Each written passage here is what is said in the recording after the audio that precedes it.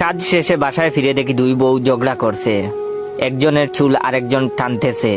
ওদের ঝগড়া দেখে নিজের মাথায় নিজে বাড়ি মারতে ইচ্ছে করছে। কেন আমি প্রথম বউ হেমার উপরে রাগ করে দ্বিতীয় বউ মালিনীকে বিয়ে করি। এখন দাঁড়িয়ে দাঁড়িয়ে ওদের ঝগড়া দেখা ছাড়া আর কোনো উপায় নাই। দুই বউ ঝগড়া এতটাই মগ্ন হয়ে আছে যে আমি দরজায় দাঁড়িয়ে তাও কেউ খেয়াল করলো না।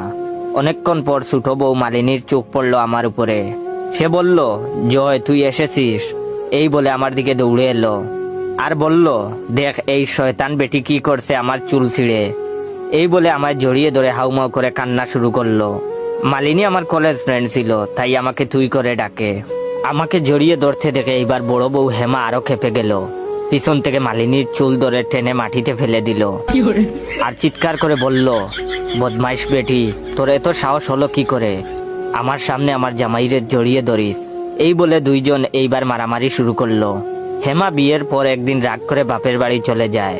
আনতে গেলে বলে, আমি তোমার সাথে যাব না। তখন তারে বলি, না গেলে আরেক বিয়ে করব। হেমা উত্তর দেয়, পারলে করো বিয়ে। তাই বউয়ের উপর রাগ করে দ্বিতীয় বিয়ে করি। সেই দিন থেকে জীবন আমার দুর্বিষহ হয়ে উঠলো। মারামারি বেশি হচ্ছে দেখে দুজনকে ছাড়াতে মাঝখানে ঢুকলাম। দুজনকে দুদিক নিয়ে জিজ্ঞেস করলাম, কি হয়েছে, ঝগড়া কেন করছো? তখন হেমা বলল, শুনো, আমি তোমার প্রথম বউ, তাই আজকে থেকে তুমি আমার সাথে থাকবে। না হলে বউ থাকার পরও দ্বিতীয় বিয়ে করার অপরাধে জেলে পাঠাবো।